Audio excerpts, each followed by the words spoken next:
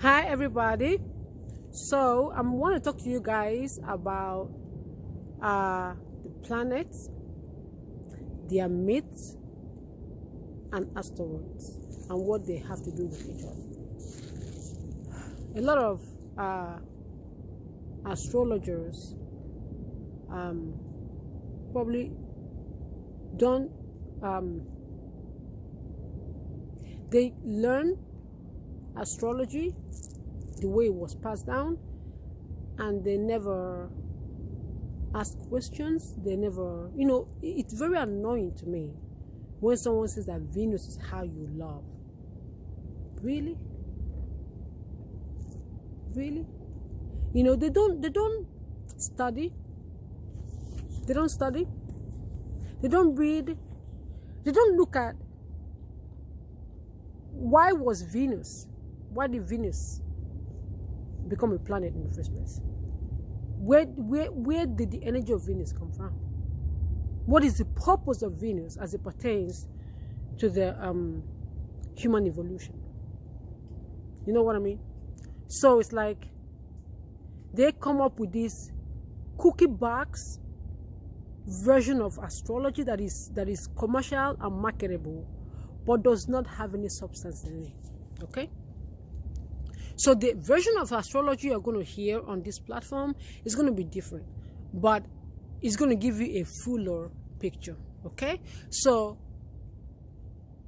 planets are energies. They're not just, oh, look at the sun, oh, look at Venus. No. Those are spirits that have energies, living energies. Okay? And this planet, and the energy is not one. You know how they say that Venus is how you love? There are different aspects of Venus. Okay? If you look at the myth, you will see that Venus, the energy of Venus has manifested in different forms, which shows you the different aspects of Venus. There's the Venus as Aphrodite. And then there's the Venus as Ishtar. And then there's the Venus as Hathor. And then there's Venus as Astarte. And then there's the Venus as Kirky. These are all different manifestations of the planet Venus. Okay? But a lot of astrologers will put Venus in one box and tell you Venus is how you love. And if your Venus is in Aries, they say, well, you love. That's bullshit. Because until you understand the myth of a certain aspect of Venus, you will not understand how that applies to you if, let's say, your Venus is conjunct that asteroid. Let's not even go into asteroid. A lot of astrologers don't even do that. Okay, but I'm going to give you an example here. Okay, so a lot of you all know Aphrodite. You've heard about Aphrodite. Aphrodite is the aspect of Venus that is sensual, the embodiment of Taurus. She ain't interested in a relationship with you. She will be in a relationship with you as long as she wants to be. And when you stop being hard or sexy, she finna put your ass on the side. Because she ain't got time to make sacrifices for you. She is busy doing her hair and looking pretty. That's not even Venus in Libra. Because Venus in Libra thinks. Venus in Libra is a thinker. She cares about intellectual shit. Aphrodite don't. Aphrodite just wants to look pretty and have sex and, keep it moving. She wants to have fun. She ain't got time. But to look at Venus and say she's all Aphrodite, you are missing out on the energy of Venus. Because Venus is also Ishtar. Ishtar was an Egyptian goddess who loved a man named Tammuz. And Tammuz died. Ishtar had to go to the underworld to beg them to let Tammuz come back alive on earth. But it wasn't just that she had to go to the underworld to do that. It was that every time because I think there were 7 levels for her to go down there. And every time she passed through a level, she lost an aspect of herself. So by the time, she lost her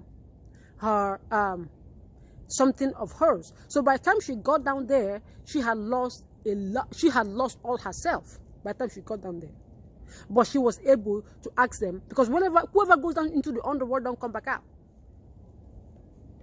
But she was able to get them. I think she was able to get them to get Tammuz out.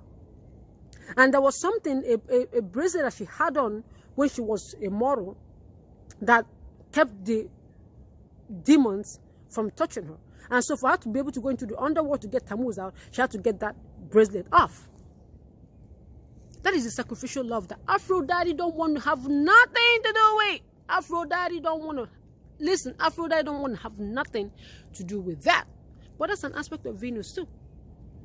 Okay, and then there's the aspect of Venus that is Hathor, which was the Egyptian, I think she was the Egyptian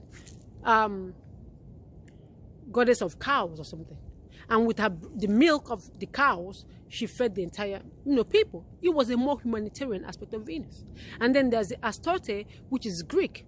It's a different aspect of Venus. And then there's a Kirky, which is, I think, is the Venus in Libra personification. Because Kirky would turn a human being into an animal, not just an animal, but an animal that reflects the state of their soul, whatever their soul is at.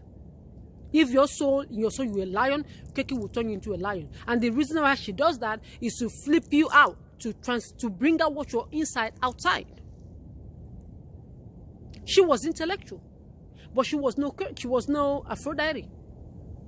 Understand what I'm saying? So when you don't see that every aspect of a planet is not just one cookie cutter mold, and that the only way to understand the nuances of your Venus is to take a look at asteroids. But you can't even understand asteroids if you don't know yourself. If you don't know who you really are, then no way you can say, oh, this is how I love. For everyone who has a Venus in Scorpio, don't have a Venus conjunct Ishtar like I do. They don't have Venus conjunct Apollo or Venus conjunct Adonis like I do. They don't have Venus conjuncting their Odin like I do. Understand what I'm saying? But I have no, Aphrodite is nowhere near my Venus. Aphrodite is sitting in my ninth house of higher learning, house of Jupiter.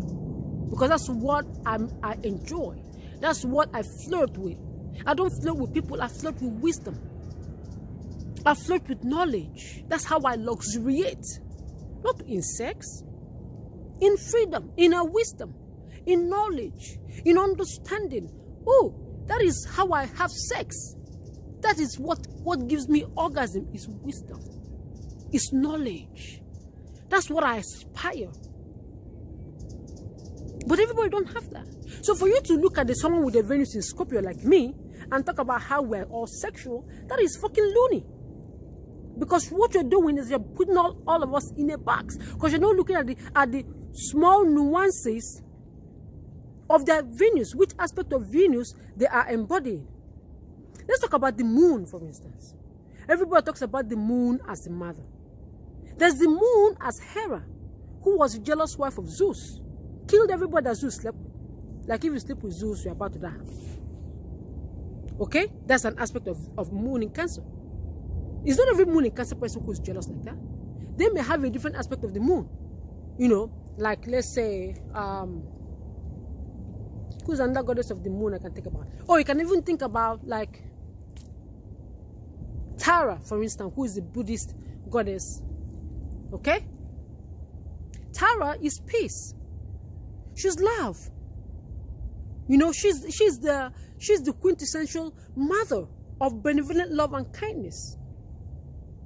You can talk about Frigga, who is another mother. She was the wife of Odin. And even though Odin was around sleeping with everybody, you didn't see how clean everybody Odin was sleeping with. There are other moon goddesses that are represented by the asteroids. Every planet has its manifestation, different manifestations. Like for instance, Odin, as far as I'm concerned, is a manifestation of Jupiter. Because in as much as Jupiter is about wisdom, Odin is about wisdom too. Even though there's the part of Odin that was about war, like I said, there's that manifestation of Odin, which is about war. Okay? So, but the aspect of Odin that you identify with is the aspect of Odin that is part of your soul makeup. So for me, Odin represents Jupiter. Okay? Hemda